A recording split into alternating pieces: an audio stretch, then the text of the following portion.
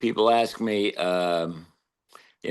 everyone says, "How are you?" Every day you greet people, "How you doing?" And my current slogan is, "I am keeping, or I'm I'm trying to keep the car on the road." They go, What, do you have automobile troubles?" I go, "No, it is an No. analogy, car of my life. I am trying to keep on the road, and occasionally I have potholes that I hit." They go, "Well, then what do you do?" And I say, "I call Cosmic AAA. They fill my tire. I get back on the road, try to stay out of the ditch, and keep the car on the road." Can you share the number for Cosmic AAA with? It's confidential, Mike. Ah, I would happily pay for a membership. I believe me, I understand. I understand. So tell me And about Barrett Media. I mean, I have a general sort of knowledge, but curious a little bit more. sure, I'll give you the background as I understand it. No, so Jason Barrett started off in sports talk and moved into news talk as a programmer and then a consultant, and has a very successful consulting business.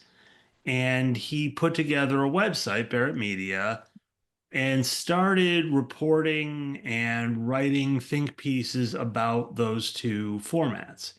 Hmm. And it grew into having a staff of people writing, and a lot of coverage. And about it's 9 months ago now, maybe a year, he said, "All right, there's no radio and records anymore. All access is gone.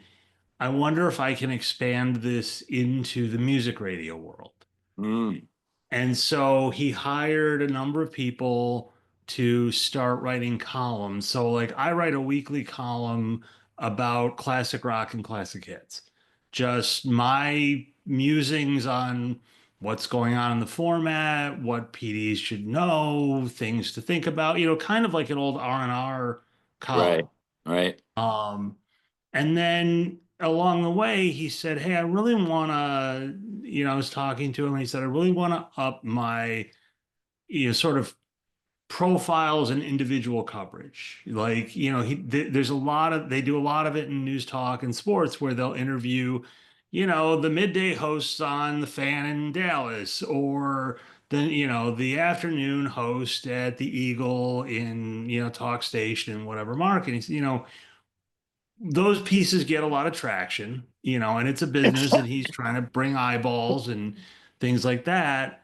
He said, "I want to start doing some of that in the music world." And I Mm. said, "Great, I'd love to participate, because then I get to talk to people like you who I think, am incredibly fascinated by and admire quite a bit, but have never really had a chance to meet. So this works out nicely for me. I've gotten to interview a couple of close friends, a couple of people, I've gotten to meet some new people.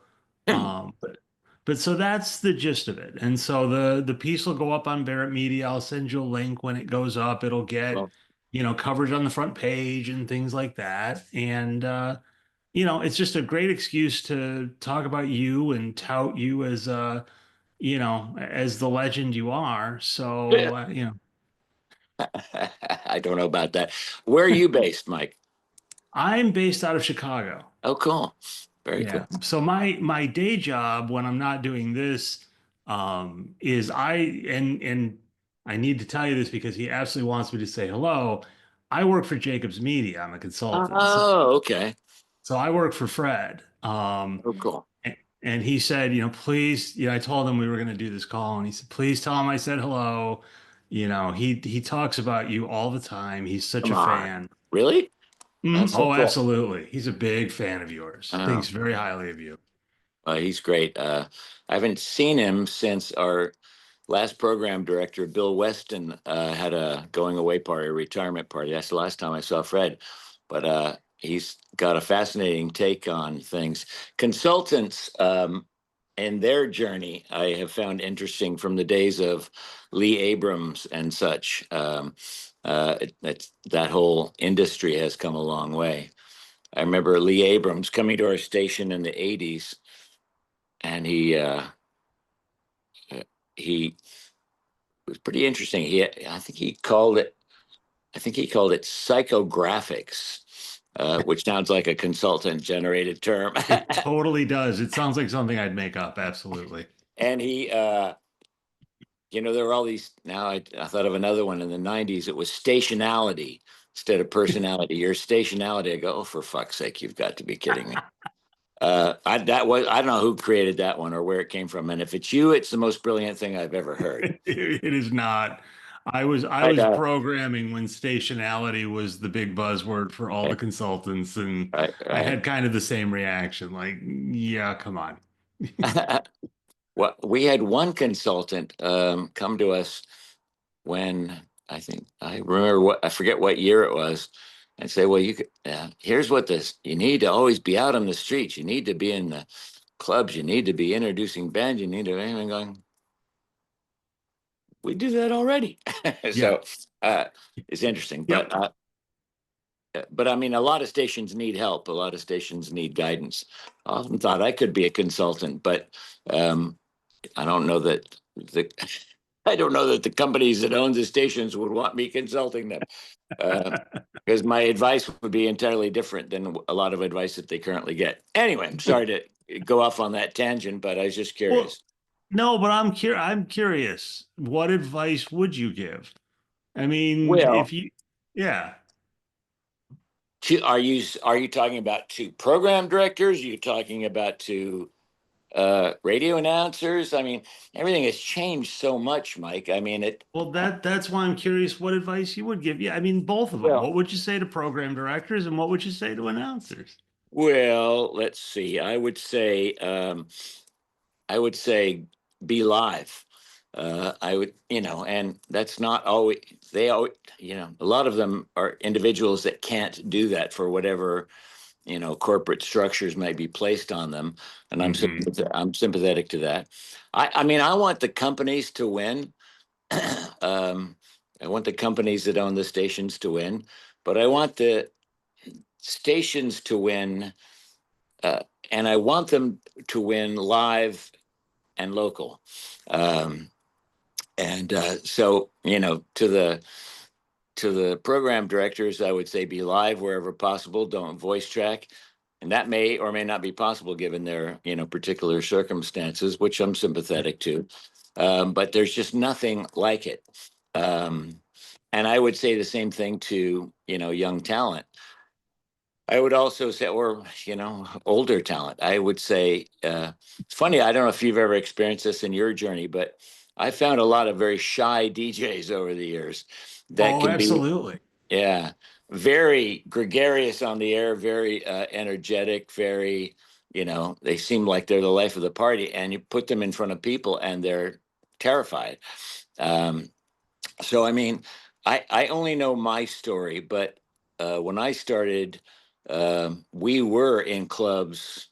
Well, first of all, I started on overnights, and I think overnight should be a part of every station everywhere, for any number of reasons, but two basically, which is, and a program director doesn't have the power to institute this, nor does a announcer. But for a young person coming up, that's where they learn how to be. Because you know who you are, you know your personality. Everybody does, at least has a semblance of that idea, even if you're younger. But getting you, the essence of you, through that microphone, there's still something different there.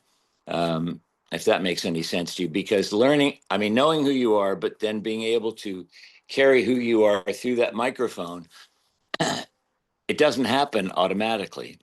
Nope. Uh, and I just think there's something to be said for, because I couldn't have gone to middays or mornings when I first joined MMR in 1981, because I had done radio, but and in San Francisco, but I still hadn't figured that element out.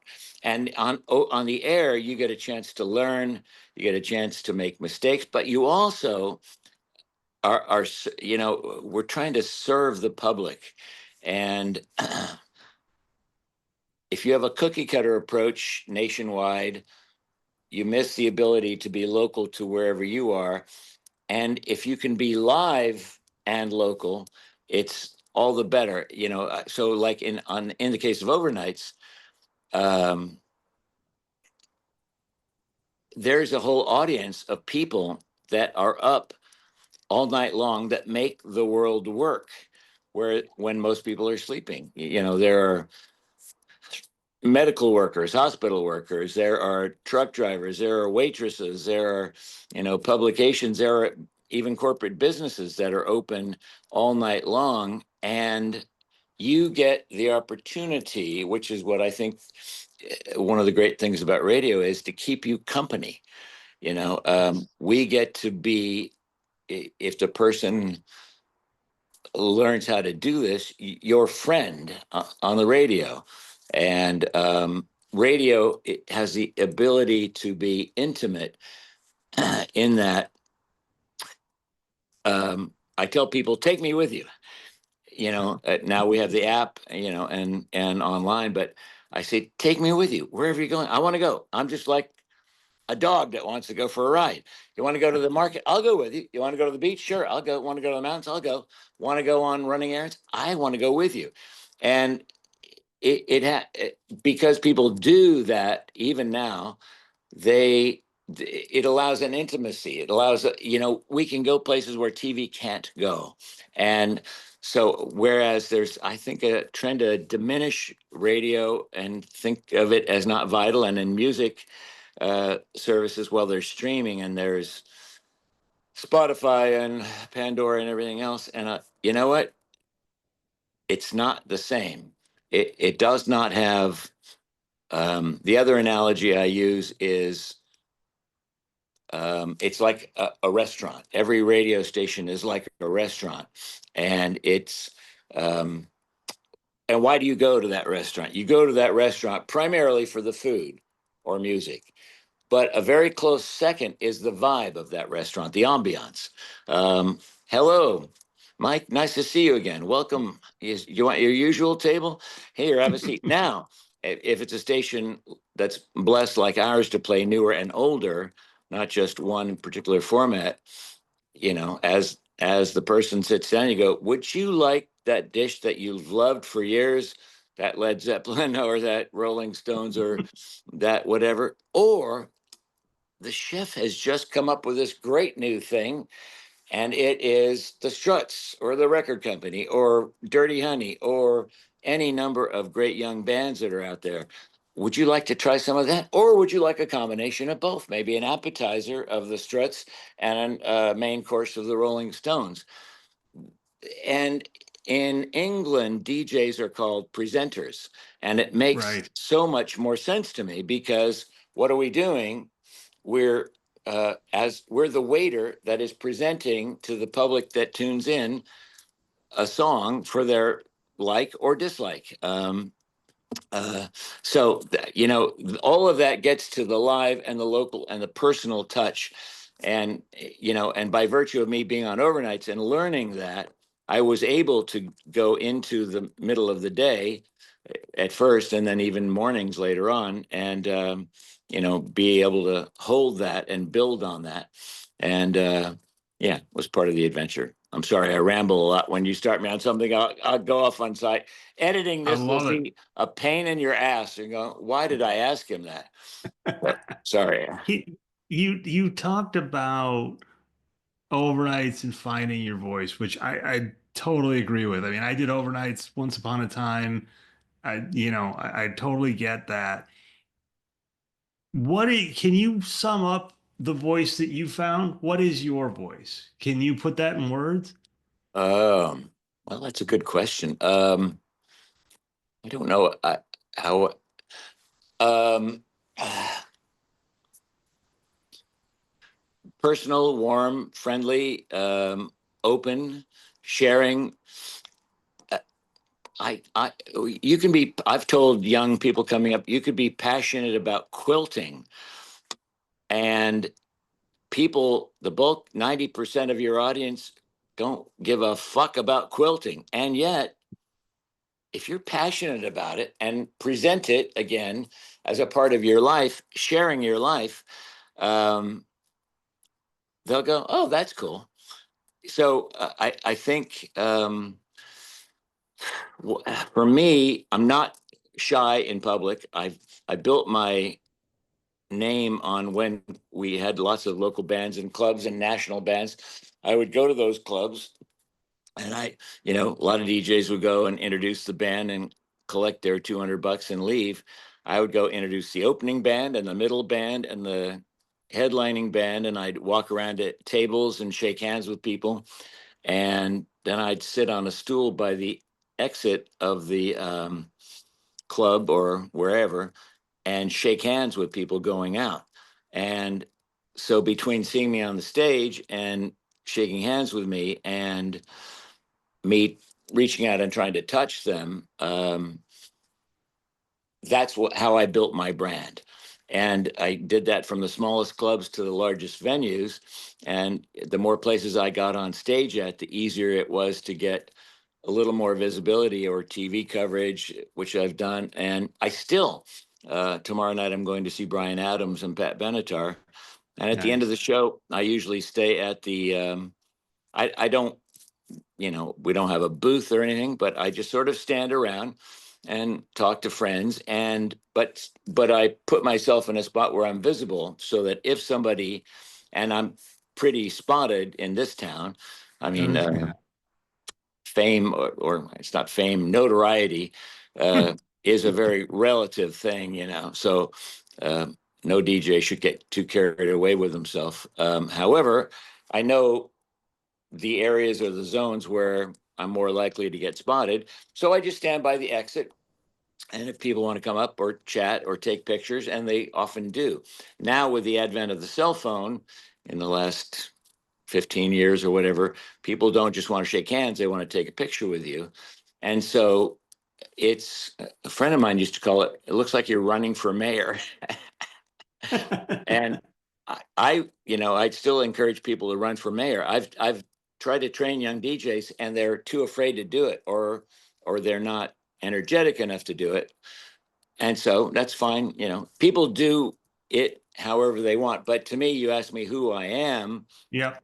And I'm trying to get it. It's part of that personal nature. I want to be your friend. I want to share my life. People know all these details about me so I mean, a consultant would say you go into a given town, you got to, if it's Philly, you got to talk about the Eagles and the Phillies and the Flyers. I don't give a shit about sports. And I mean, I want the teams to win because I love the city and I love the jolt of adrenaline it gives the city when they do well. However, I've made a thing out of being oblivious to the sports thing. So I call all the sports teams the boys in blue. And early on, people would go, but the Eagles are green, or the Flyers are orange. And I go, no. They go, why do you say that? And I'll go, well, look up at the sky. What color do you see? Blue. Imagine the Caribbean. What color are those? Well, they're blue. Imagine a sapphire. Well, it's blue. Do you see the blue? And I go on, a big bullshit thing.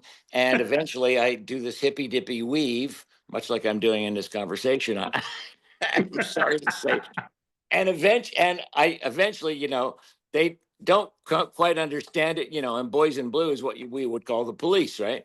But eventually they go, and I'll finish my little rap, and I'll go, now do you see what I'm saying? They go, yes. So the Eagles are boys in blue, Pierre.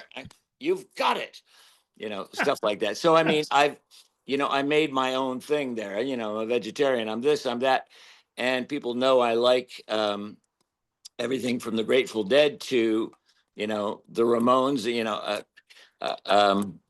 We had a. Am I going on too long? I'm sorry. You're good. You're Okay. good. I love it. If you have a time limit, let me know. But a couple of years ago, our music director was. He has since unfortunately passed away. We lost him during COVID, but he was his name was Sean Teisler, and we referred to him as a rabbi. He's an Orthodox Jewish man, wore the yarmulke all the time, and loved heavy metal. Crazy about heavy metal, but he would read the Torah every day in the music library, and he would, if you'd see him in the kitchen, he wanted to be called, and we called him Rabbi. Rabbi, you want a slice of pizza? No, it's not kosher. I go, I won't tell anyone. He goes, it's not kosher, Pierre. So, I mean, he loved metal, and he would be in the mosh pit at metal shows with his yarmulke, which, by the way, had an MMR emblem on it. Did it really? Oh, yeah. That's fantastic. So he came to me one day. He says, I've got a bet for you. And I go, all right, what do you got? He goes, if you will come to a metal show of my choosing, I will come to a dead show. I go, you're on. And so, and I immediately announced it on the air and put him on. And took us a while, but eventually Slayer was coming to the Tower Theater. And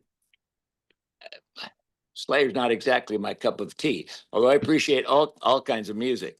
I tend to like new music or newer music or new wave-ish music more than even the so-called classic rock. But again, that's why I love MMR, because it touches on all those areas, as AOR radio did, when it started, and we still keep true to that vein, I think. Anyway, Slayer's coming to town. He goes, Pierre, I have selected Slayer. I go, oh dear God. Okay.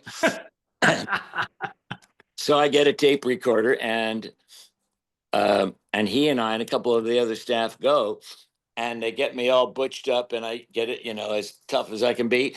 And we've announced this on the, so again, the audience is in on it. I'm going to Slayer with Rabbi, and so we go there, and I love being in mosh pits.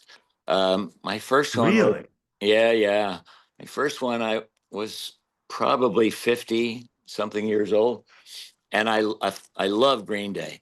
And the very first time I saw them, 95 or so, I go, I got to get in that mosh pit. And I did, and just loved it. It was so tribal and so crazed. And I loved the band, and I loved the music. And so I'd be in the Rancid mosh pit. And, if it was kind of a punkish show and I would go to it, I'd be in the mosh pit. So metal shows have mosh pits. So we're there at the Slayer show at the Tower Theater, and I'm interviewing metalheads, and doing on the tape recorder. Well, what should I look for in this wine? Should I note a taste of raspberry or chocolate or orange? No, Pierre, you're going to look for the metal notes. And I go, and they start up, and 3 upside down crosses come down from the ceiling, and it starts, and it's about 5 million decibels. And I go, we're watching from the upper part of the theater, and I'm seeing all these people moshing. I go, I got to go in that mosh pit. And Sarah, our then overnight DJ, now evening DJ, Jackie Bam Bam, who's an incredible guy, he said, Pierre, you can't go in there. That's not a Green Day mosh pit. That's a Slayer mosh pit. You can't go in there. I go, don't invite me to the party if you don't expect me to attend. And with that, Rabbi goes, let's go. And I get the tape recorder in hand, and the 2 of us go down there and jump in the pit, and it goes in these moving waves of humanity in circles. And I had made maybe 1.5 rotations when, people bump into you purposely. And I went, pow, flat on my face. And I'm going to die in this mosh pit. This is not a Green Day mosh pit. This is not, a nice, fun, punky power pop punk mosh pit. And all of a sudden, these giant arms pick me up, and it's a guy that looks like Hagrid from Harry Potter, and he goes, Pierre? And I go, yes. He goes, you're with me now. Puts his arm around me, and we make several more rotations around the mosh pit. I lose Rabbi in the process. And then he goes, do you want to go up? Meaning crowd surf. I go, fuck yes, I want to go up. And up I go. And one of our metal ladies, Sarah, was watching, and she goes, "Is that Pierre crowd surfing?" And I crowd surfed over the, over the thing, and the guys caught me, and I went back and I did it a second time in this, and I go, 50, I think it was 54 at the time. I don't remember how old I was or what year it was, but I go 54 and kicking ass. This is good. And so I felt quite proud of myself. Then, flash forward a couple more months, the Dead and Company is what Bob Weir calls the touring edition of the Dead, or did at the time. And so they're coming to the Wells Fargo Center, and I said, "Rabbi, now it's your turn." He goes, "I'm in." So I have a tie-dyed lab coat that's fully tie-dyed like a doctor's coat from head to toe. And then we announced this, and our listeners, one of our listeners made him a tie-dyed yarmulke. And Fantastic. Love and it. then we did videos in our green room of me teaching him how to do the Grateful Dead twirl. It's not like it's like that. Hey, man. And he would do a little bit. I go, "No, Rabbi, a little more to the left. Let it flow. Let the spirit of Garcia move through you. There you go. There we go." And so we did, preview videos, and then he and this same lady, Sarah, and I went there, and he had a ball, and he met other folks from his congregation there, which was amazing. And so, I mean, it speaks to the power of music, of all kinds of music that moves all kinds of people, but also of the inserting, your personality and sharing what you're doing with your audience, and they're in on it, and they're part of the journey.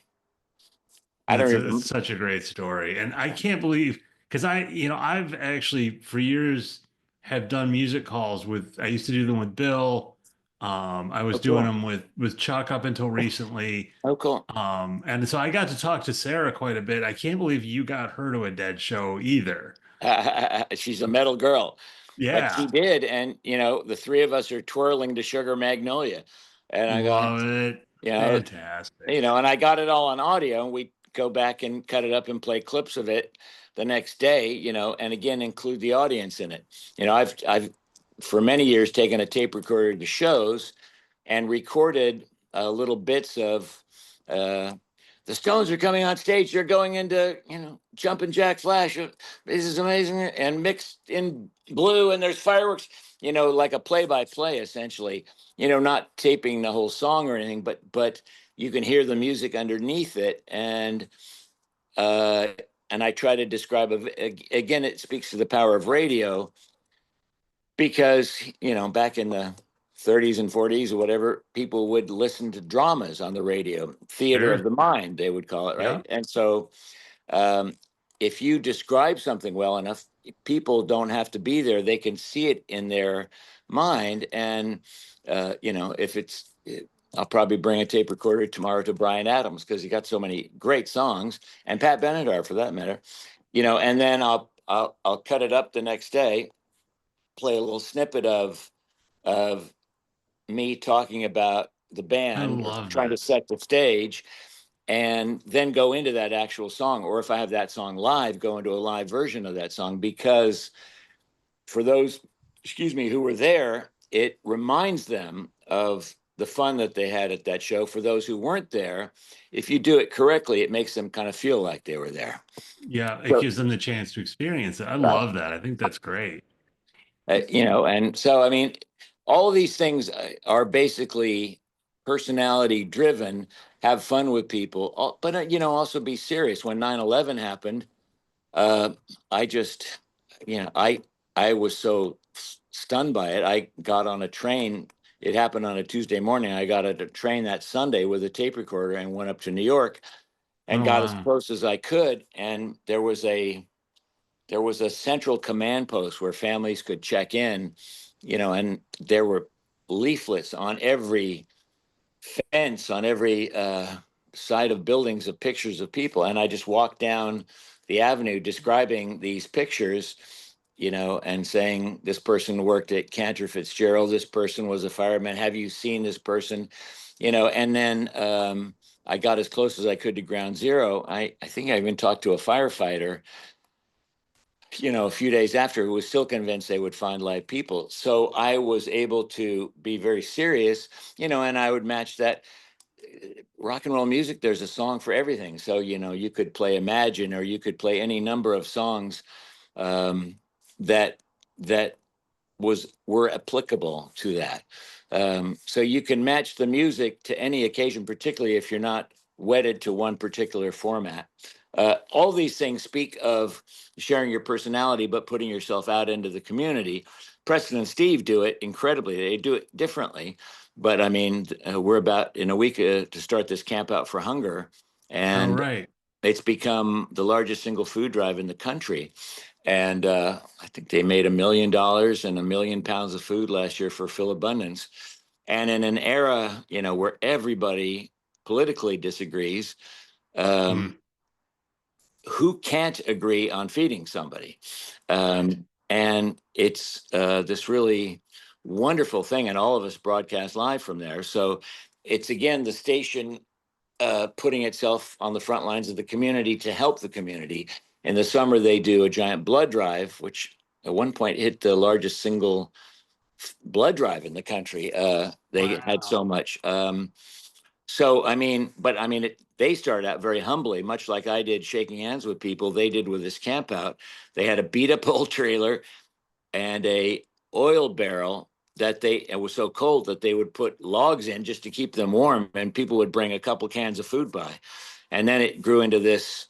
Once they got to MMR, our superstructure and our engineering staff, we have giant tents and drive-ins where people can drive in and take their food. We have an Acme market on site where people can go buy, if they don't have any food with them, a bag of food and go put it right in All the right. collection bins. I mean, it's evolved, and the listeners are a part of it. And these are all ways, between the music and being live and being as real as you can. You can have fun. You can be goofy and have fun. You can be serious.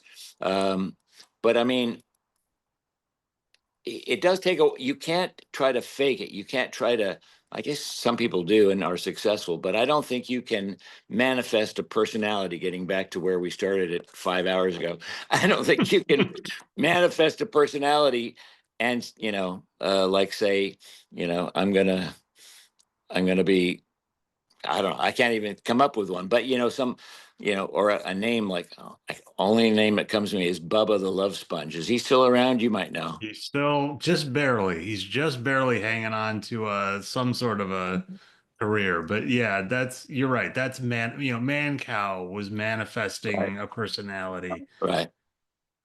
Yeah, So early in my career, I had a program director and to his credit, he was trying to help me because I was better behind the scenes than on the air. But he said, "I want you to be the musicologist. You know everything about music. That's who you need to be."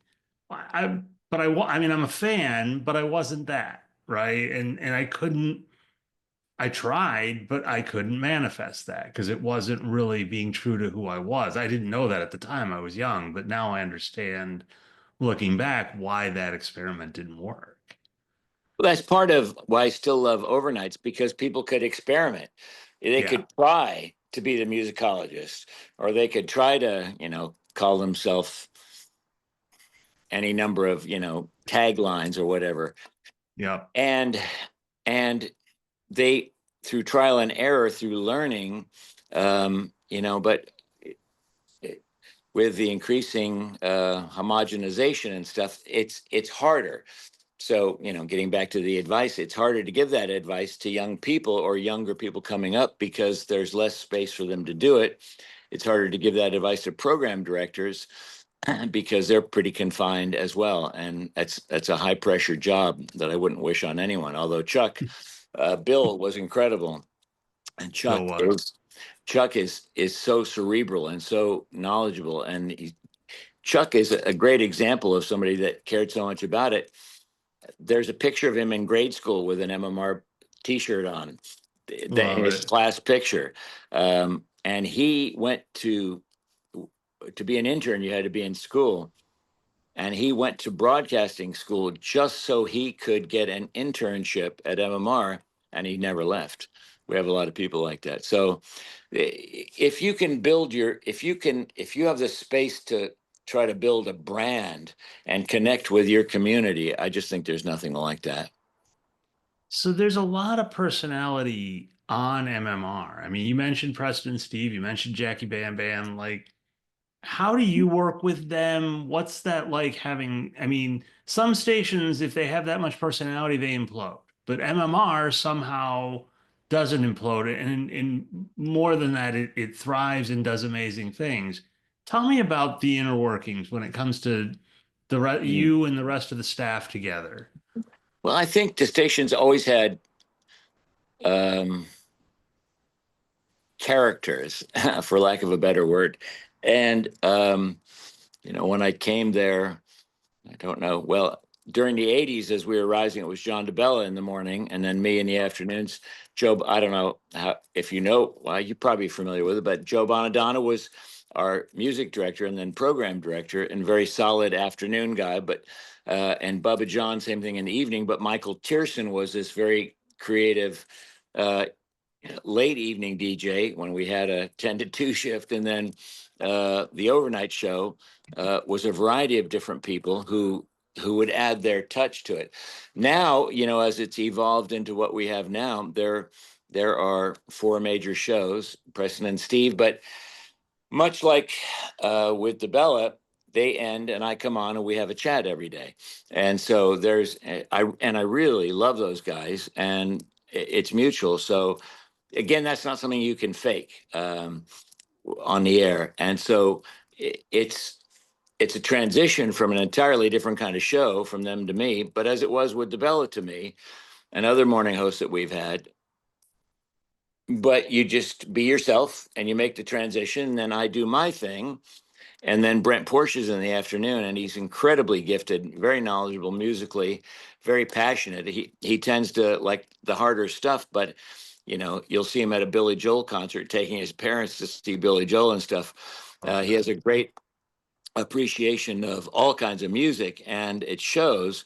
And he's just a great, solid afternoon person, an incredibly nice guy, and he's really pleasant to listen to. And Jackie in the evening is this whole character as well, who was on overnights for a long time and really kind of, I think, mastered his craft while he was doing that. And the 4 shows just blend pretty seamlessly into one another. There's not competition per se. Um, if sometimes Preston and Steve will get a guest, I go, oh, I wish I got them. But then I'll get a guest that they wish they had.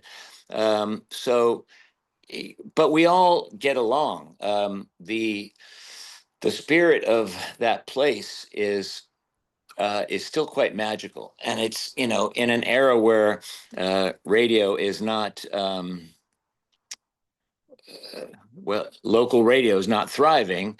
We still are. Maybe we're an island or something. I don't know, but we still are, and we still like each other, and we still appreciate the overall entity, which is MMR, which is bigger than all of us. And yet it continues to thrive. So, I mean, again, why, what did I play yesterday?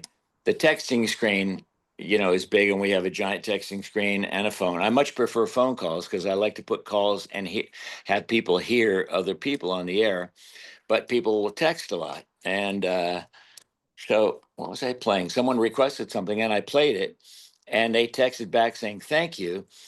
I could have played that on my Pandora or whatever, but it sounds so much better hearing it on the radio. Isn't that Yeah. amazing? And Yeah.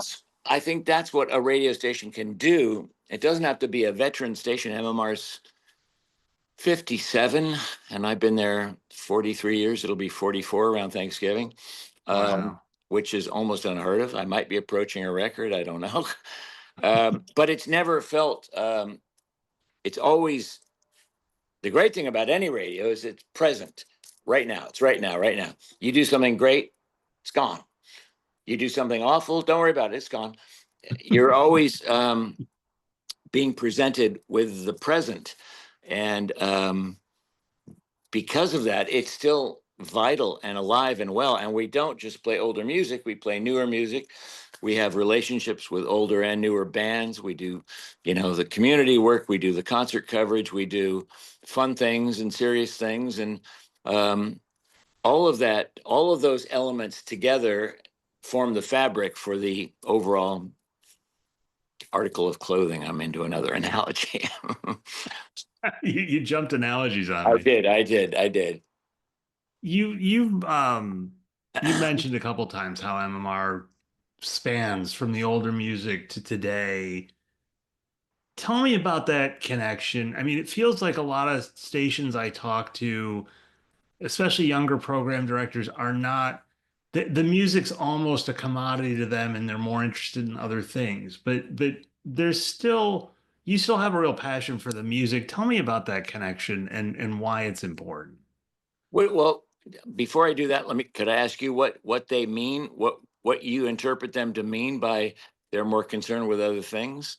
Well, it seems like they, okay, we'll play, like you mentioned, like a corporate list, like, we have to be tight. We'll just play these 200 songs or these 300 songs. We know what those are, and it's done. I can set that and forget it, and they move on to promotions or talent. And not that those are bad things, but sometimes I feel like the music gets demoted in their eyes. Like I'll come back to them and what are we doing for Halloween, or what are we doing for this special weekend, or what are we doing for this? And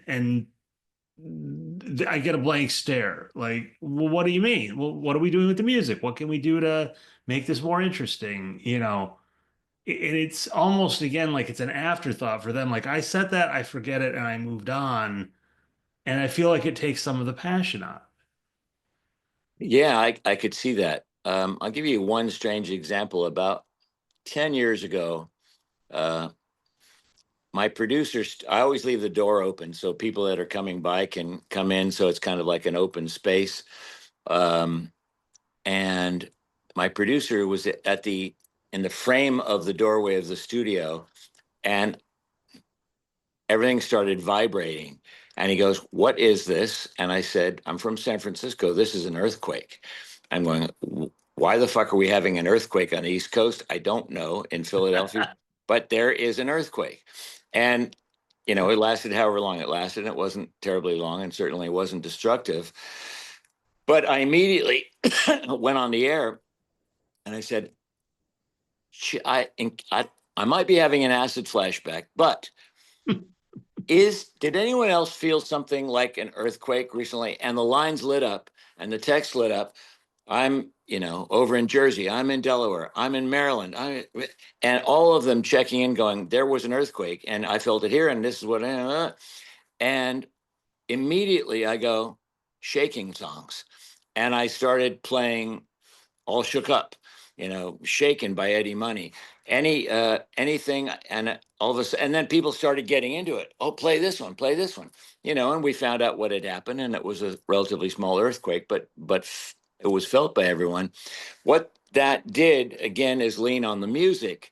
You're coming to the restaurant for the food, but a very close second, sort of those program directors who concern themselves with promotions and the air staff, I get that. But to me, it's still the music that's the primary. Preston and Steve are obviously a talk show, but they play music and they talk about the music they play. And they'll also have artists that'll come in and play music. So it's,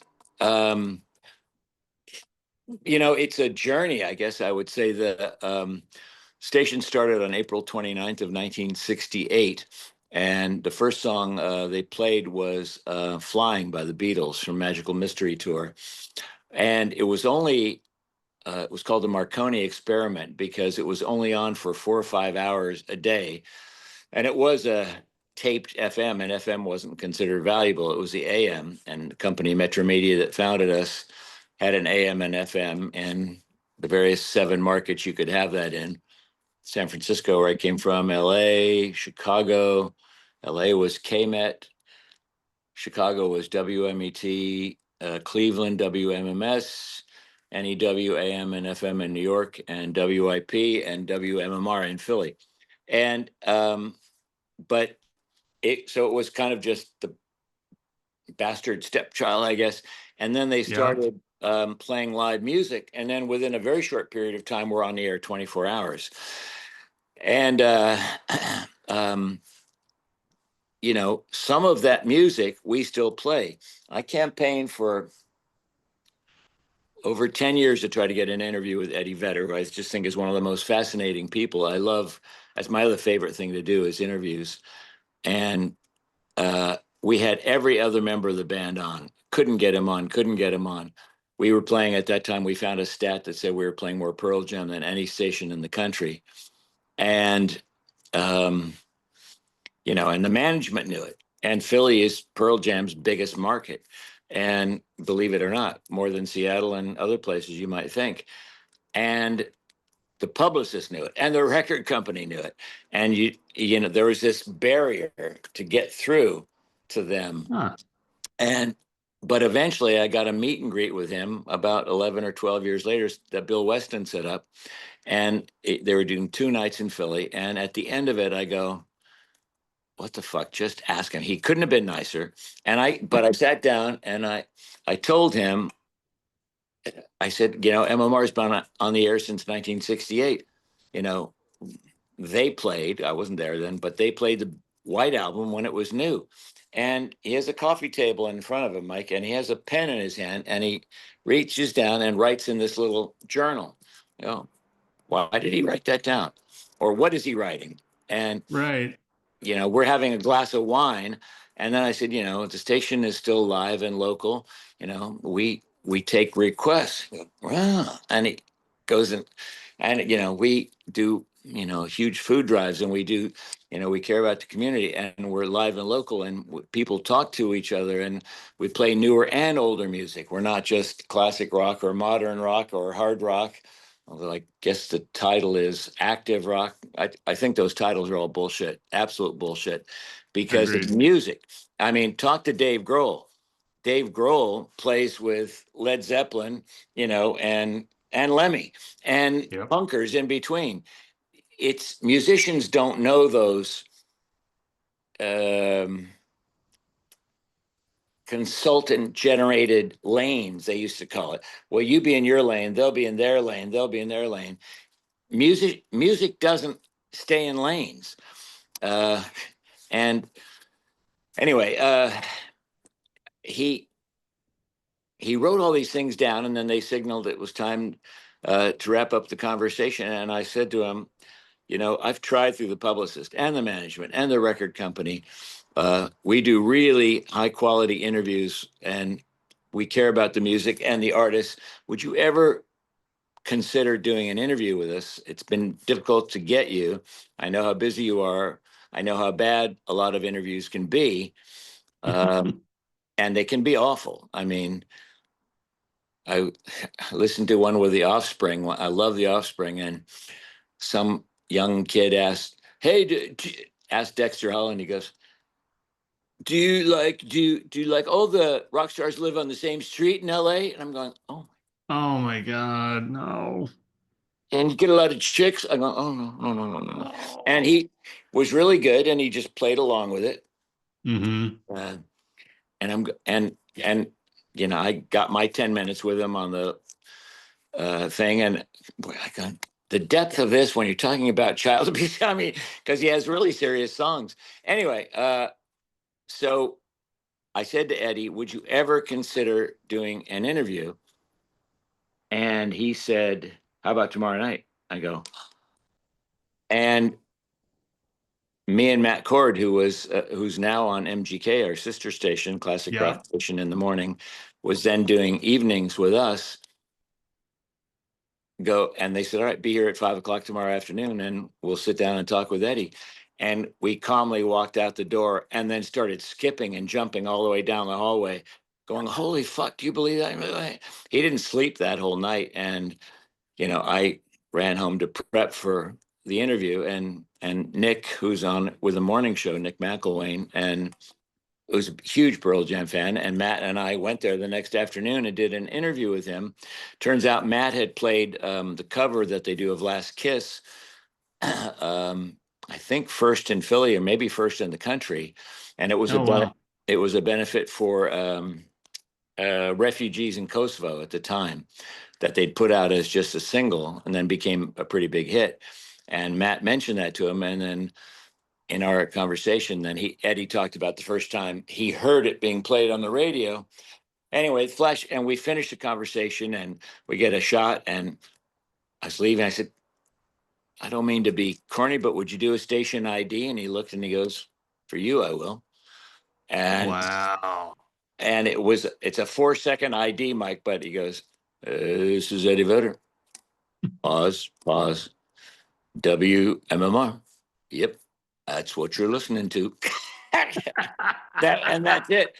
But the satellite station, Pearl Jam satellite XM station, came to Matt and go, you got an interview with them? We got a fucking Pearl Jam station. We've not gotten an interview with them. I go, but I mean, I worked. I spent hours, and I remember talking to the manager in front of the hotel for 2 hours, telling him all the reasons why Eddie should do, but I don't know. Anyway, we got the interview. The concert happens. They come back for the encore, and the encore is Last Kiss. And then Eddie says, by the way, that song goes out for Matt and for Nick and for Pierre from WMMR, and goes on to, and I had to sit down. All the people around me look around, start high-fiving me. I had to sit down. I started crying. I was so moved by it. And he goes, it's not often we get to shout out local radio stations, but you know what? They're live and local. And everything I had told him the night before No that he had way. written in this journal is regurgitated in our afternoon guy at the time. Jackson came in after hearing it the next day. He goes, that wasn't a shout out. That was an endorsement. Yeah. And it was, he goes, they're live and local. You know what? You can call up and a DJ is actually going to answer the phone and talk to you, and they'll play a request for you. And he goes, hell, you might even get laid, and the record had just hit number one at the time. This is 2013. About this time of year, we just hit the anniversary of it. And and just blown away by it. And 3 years later, they played on what was our 48th birthday. And I was trying to just get back to say a quick thank you to him, not to ask for an interview. Wasn't able to happen. And he still remembered that it was our birthday and shouted the three of us out, and shouted out MMR and wished MMR happy birthday. And, I told Bill Weston, this doesn't happen. I mean, No. This doesn't happen to a station in Oklahoma City or in Phoenix, Arizona. Not that it couldn't, it could, but I mean, all of that is a function of the music and passion for the music and trying to make a connection with the artist who made the music, and not just play a single. When I have an interview in, like this afternoon, I do a vinyl feature every day, and Bush, a band we've played for a long time, and I just love Gavin. They've got a new song or a new album out called I Beat Loneliness. And the single that we're playing is The Land of Milk and Honey. And Mm-hmm. and when Gavin played for our festival, one of the bands had canceled, and Bush got wind of it and flew 1,500 miles out of their way Wow. so they could do the gig for us. And I did a little interview with him backstage, and the album hadn't come out yet. And he's telling me about it. I said, what's your favorite song? And he goes, it's a song called We Are Not of This Earth. And so I went to my local music store and bought the album on vinyl last week. And we played, today's Tuesday, so it's Double Shot Tuesday. So I played the single on vinyl. And then I played the interview with him saying, my favorite is We Are Not of This Earth. And then I played that new song. And I mean, that's not a single that's released, probably won't be. And people loved it. So it's, it's veering away from the format, or, having enough space to know, if you have an earthquake, put in some shaking songs. Right. If a band is in town, play a couple of songs from that band that day, and if the DJ is not comfortable enough, then if you're the programmer, put some songs in. Put some songs in for people who are driving to that show, and put some songs in afterwards for people who are driving home from that show. But not just the hits, the deeper cuts. People know that, and it's stuff like that. So, like our promotion director, we were doing a double of Aerosmith, and my producer was going, "What do you want the second song to be?" I mean, it was on the log, but I turned to Eric, our promotion director, and at the exact same time we go, "Eat the Rich," and producer said, "You got it," and instantly "Eat the Rich" came on, and and then you look at the text screen and go, "I was hoping you'd play Eat the Rich."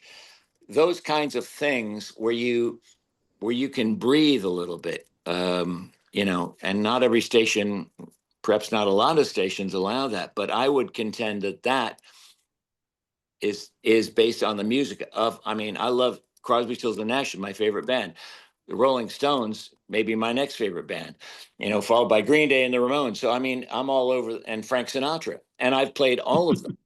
Today I played Godsmack next to Grateful Dead. And that, arguably in formatics, that would short circuit a programmer. Yeah, I work with a lot of guys whose head would explode if we Right, did that. right. And and then Metallica, and I go, well, Metallica, Grateful Dead, both from San Francisco, makes sense to me. So, but again, I've been there long enough that I know how to do that. I know how to do it well, but it's kind of not encouraged anymore. And it's not like everybody needs to go completely freeform. But on the other hand, respecting that music and valuing that music, and not just having it be the background, but having it be the foundation for what you're doing, I think is critical, if that makes any sense to you. No, it totally does. You so was the Eddie interview the ultimate, like, of all the interviews you've done? Was the Eddie like the pinnacle, or are there others that are up there on kind of the Mount Rushmore of interviews? God, there's a lot. Mick Jagger and Keith Richards, probably the pinnacle. I've gotten to interview them twice for what were syndicated shows. It was the only way we were able to get them. But uh, it was just like amazing, beyond amazing, to be sitting this, across the table from Mick fucking Jagger, who is the Yeah. greatest frontman, and they are the greatest rock and roll band of all time. I'll argue it as long as I have breath in my body. Even now, I mean, I saw them, was it last summer, 2 summers ago, 2 summers ago, the summer before this past summer. And this is a fucking 80-year-old guy who is running 5 miles a show. And you want to talk Yep. about live and local. There's no backing tracks. I mean, they have background singers, but he's running and singing live. And you get a young band in a room and they'll go, well, that's easy, so what? I go, all right, do me a favor. Let's start on this side of the club. I want you to sing Row, Row, Row Your Boat, and then run singing it to the other side and run back again, and tell me how you feel. I mean, and to me, he is the greatest example of how you age gracefully and still do what you do and do it well. And Keith and Ronnie are right there, and Charlie was when he was alive. So they would be the pinnacle. I had a really nice connection with Chris Cornell. Graham Nash of Crosby, Stills and Nash is probably my all-time favorite, because he's probably the nicest of any person, not just rock star, but person. And their second gig was Woodstock. And he's got so many stories of crazy Neil Young stories, and CSN stories, and drug-fueled madness stories, and but I mean, they did benefits before it was cool to do benefits. Um, so there's been a lot. But Mick, Eddie, Graham, Chris, I don't know. I'd have to go through, because I have enough in my vaults now that I can, if, God forbid somebody dies, I can usually pull a clip of me talking with that person. Chris was on my show a number of times and singing and playing, um, um, as were some of the other ones. And yet there are these ones that are still seemingly unreachable, which, if you were to ask me what my biggest frustration is, it's like MMR's been playing Bruce Springsteen since he started. More than the stations in New York and New Jersey where he was from. Yeah. And we can't. Really? I haven't even, in 43 years I've been there, we haven't even been able to get a phoner, and I don't know why, but a lot of Yeah, that times, seems it seems amazing. He seems fairly, I wouldn't say accessible, but he's out there. He right. does things. I Yeah. know. But I mean, what happens with a lot of these guys is, well, you're not national, you're a local station. Well, now we have people listening to us all around the country and all around the world. And I regularly get texts from California or Seattle or Oklahoma or Phoenix or Florida or all these places who are listening every single day on the app. And so we are like a podcast in a way. We are national in a way. And yet, you try to tell that to a publicist and they don't get it, or the record company, if there are even record companies left, the Not that much. not much. And so it's but there's people like Bruce and Elton John and Rod Stewart and Paul McCartney, and people that I would just love to get. David Byrne just came through. Oh my God, I love the Talking Heads, and he as if I don't know if he's come to Chicago yet, but if he brings that production to Chicago that he's doing now, it's Really? so fucking brilliant. Does these Talking Head songs and all these other songs with this 13-piece band, and all the instruments are attached to the person, so there's no standing instrument, there's no keyboard, drum kit, any of that. All the drums, all the percussions are on people, and they play them and move, kind of like a marching band. The keyboard the same way, guitars the same way, and violins, and these dancing moves and percussion. Oh my God, just fucking brilliant. And I said, we played Talking Heads ever since they came out, but I don't think anyone ever pursued an interview with them. And I started putting in all the feelers, and weren't able to get it. So there's frustration that I can't get some of these other ones that are still on my list. But yet I'm quite pleased with the ones I have.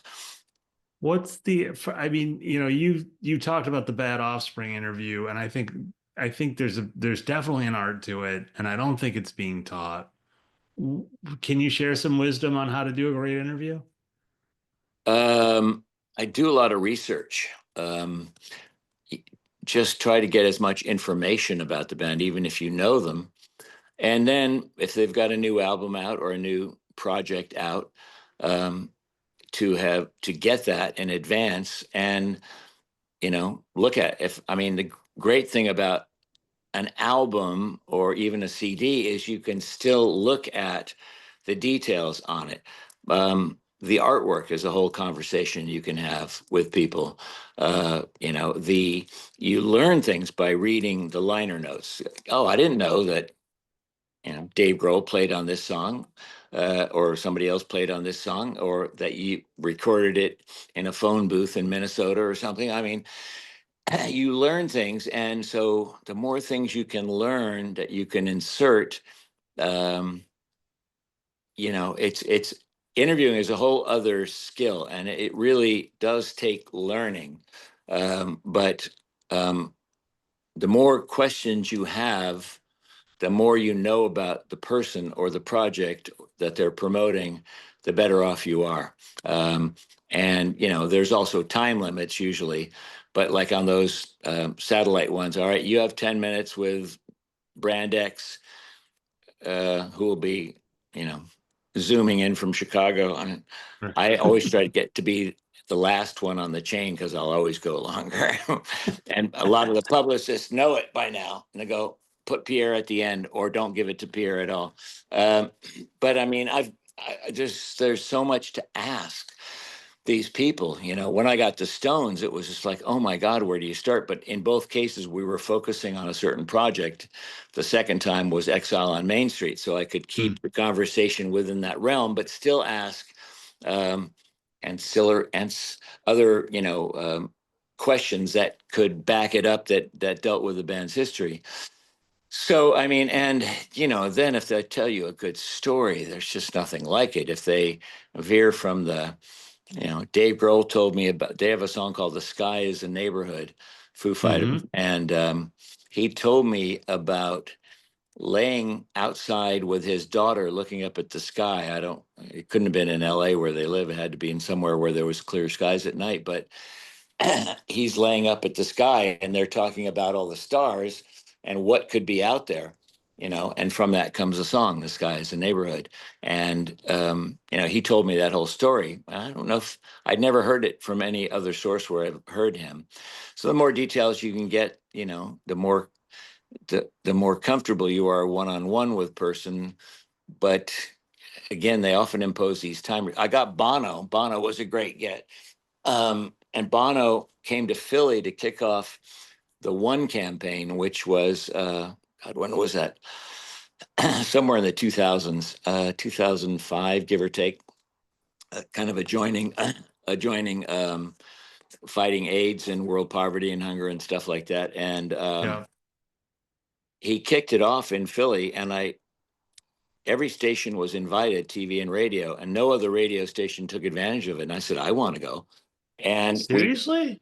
I mean, and it was right across from WYSP at the time. They didn't take it or send anyone. TV did send people. And so when we got there and, covered different people, and there was a lot of dignitaries and many of them from African countries and stuff. And I got little interviews with them. And we aired the a generic promo that he had put out. Hey, if you're around, want to come see us kick off the One campaign, come to Independence Mall where the Liberty Bell is, Saturday or Sunday, whenever it was. And so we were there, and all of a sudden I realized that some of these people were getting conversations with him. And so I put our name in, and the local TV stations, after the whole event was over, he started going to them, and 3 or 4 local stations got him for 10 minutes each. And they used maybe 30 seconds of it, which is the way of TV. And yet they were all kind of like pushing and shoving. I need him. I'm on deadline. I'm on this. And we were the very last ones. But 3 years earlier in 2001, when they were touring, coming into Philly, and they played Out of Control, which was their very first single. And the way Bono introduced it, they were trying to get kind of back to a more basic band, less rock star trappings or whatever, if you will. And he goes, they go into the song and he goes, we're a new band out of Dublin. Our name is U2. And he introduces the members of the band as if for the first time. And he goes, coming into Philadelphia in 1981 in a Winnebago, MMR was blasting our single, and the crowd explodes. And I happened to have a tape recorder going, and I caught it on tape. And it was like another Eddie Vedder moment. I mean, you just don't get that from somebody like that. And so I was the last one in for this interview, and we got him, and me and Nick and a couple of other friends were sitting around the table with him, and he was funny and self-deprecating. And I mentioned that moment, and he goes, listen, you have to understand, when you're a young band coming into a given town, if the local radio station is playing your song, that's a big deal. And MMR even then was a big deal. And he goes, and then another like endorsement, he goes, MMR saved our lives. And I'm like, holy fuck, and he goes, we love Philadelphia. And he goes on and on and on. And we eventually wrapped it up. And I said to him, I need more time. I need, we got 10 minutes with him. I made it into a 2-hour special using every second that he spent talking. And the TV news stations used maybe 20 seconds of the 10 minutes that they got. And it made me crazy because, I don't like short form. I like long form conversations like we're having that I'm rambling on, and you probably want to go. But No, I love this. I said to him, is there any way we could sit down for longer? And he goes, because in the interview, he said, I remember the first 4 stations that played us. MMR was one of them. And to the rest, I bear a grudge, laughingly. But, and he goes, maybe if I did it for the first 4 stations, this is when we were done. And I kept, and I would stalk him at events. I mean, I waited 3 hours to get that, and most people wouldn't have gone, it was on an off day.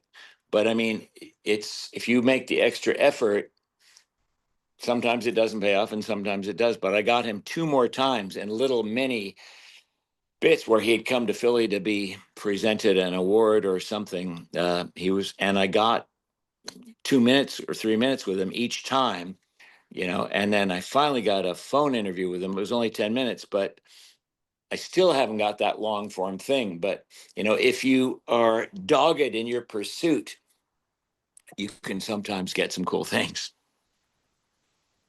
You talk about, because I think we never talk about, we talk about the prep and how to do a great interview. We never talk about the presentation on the air, what to do with the tape. And you mentioned like in a longer form. Tell me about how you take those interviews and bring them back to the show, and how do you present? Well, it depends on what we get, and how vital they are.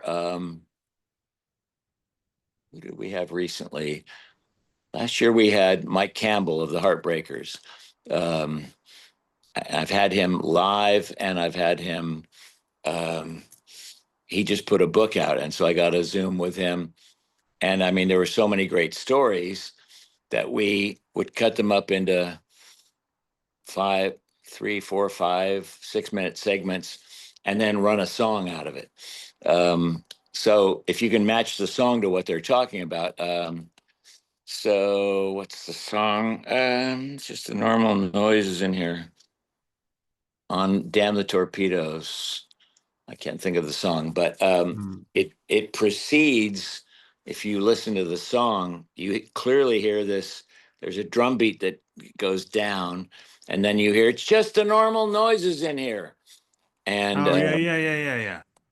it's like the 5th or 6th song on Damn the Torpedoes, and escapes me. But um, and I and in his book he explains what that was. I said, but I knew about that, and I said, I had no idea, but tell us how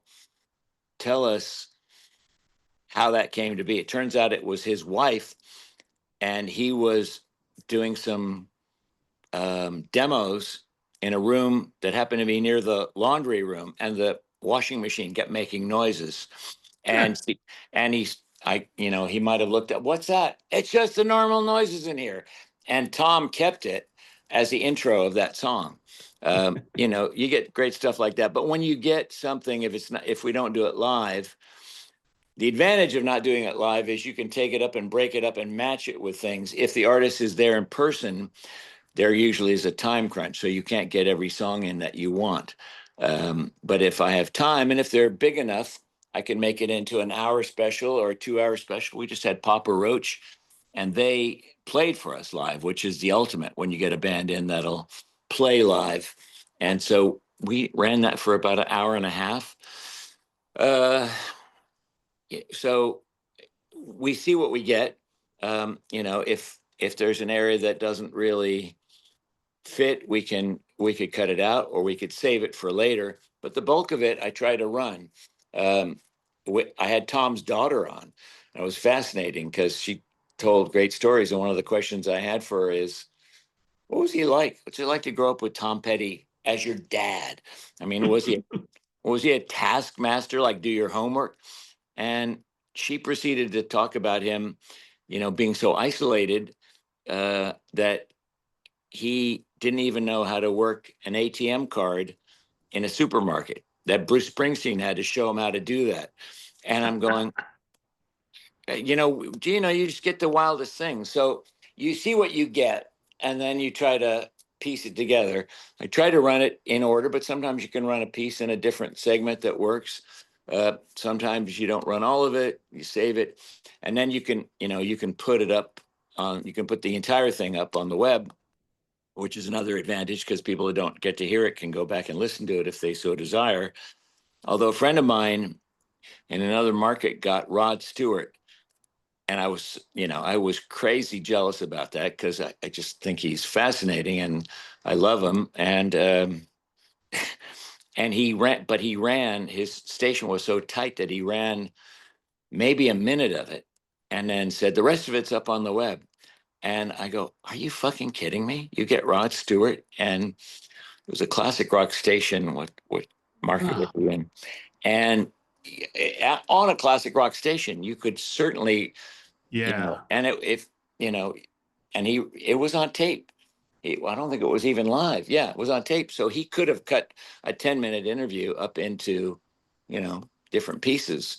But yeah, so it just depends. It depends on what you get and who you get, and if it's smaller and not as important, you could you might not run the whole thing.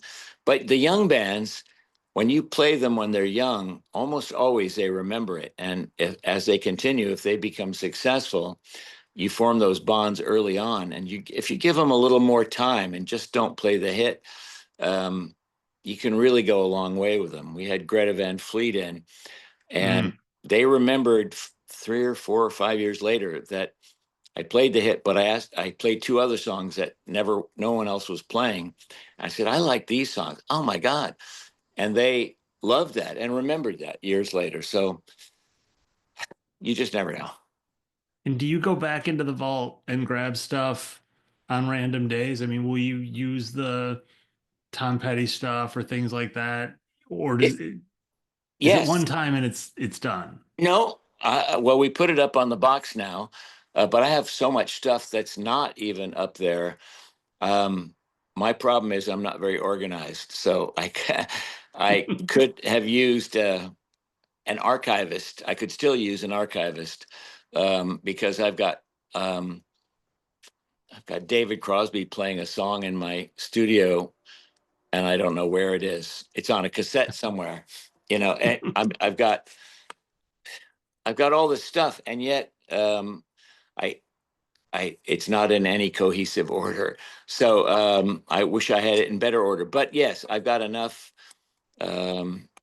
where if something is significant, I can go back and the stuff that I do have, I try to catalog and catalog the conversation. So we talked about using cell phones, or this second album, or the third album, or the time he got a flat tire on the Pacific Coast Highway, or whatever it might be. If you can label those things in a log and go back, you can find a little snippet of it that works on an anniversary or a death day or Yeah. whatever it might be. Well, look, you've been super generous with your time. I appreciate it. You've given me a ton to write about. Is there anything else you thought we were going to talk about or we should have talked about that? No, I just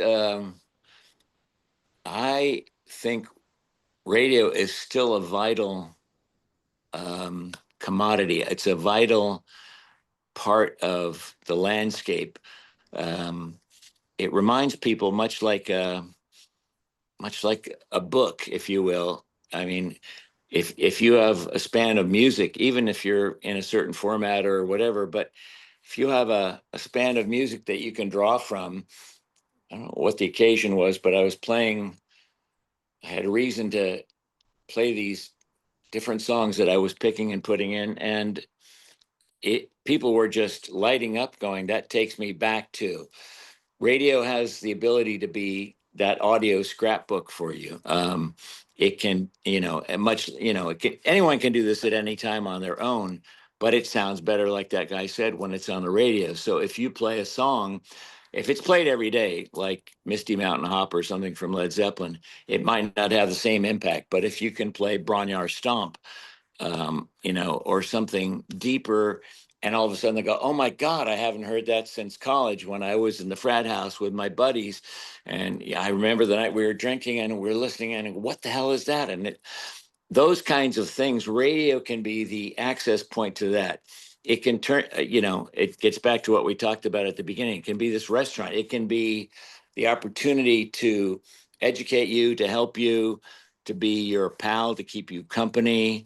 Uh, the other thing I would say is, like in MMR's case, we're blessed that we've been the soundtrack for people's lives, from T-shirts and jeans, to death. I mean, I get calls from delivery rooms where a baby is coming, and from funeral processions where people are driving home, and he or she loved listening to the Beatles, something. I mean,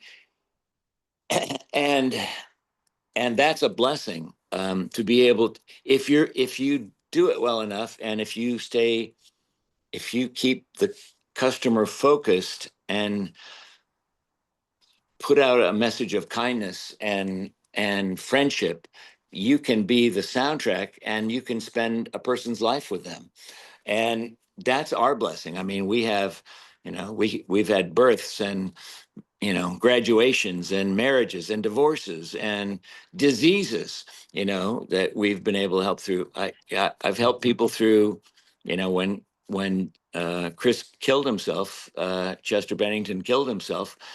I was able to do songs from those guys and say, there's a lot of shit out there, and you must not give up. And and get feedback later on that said that helped people.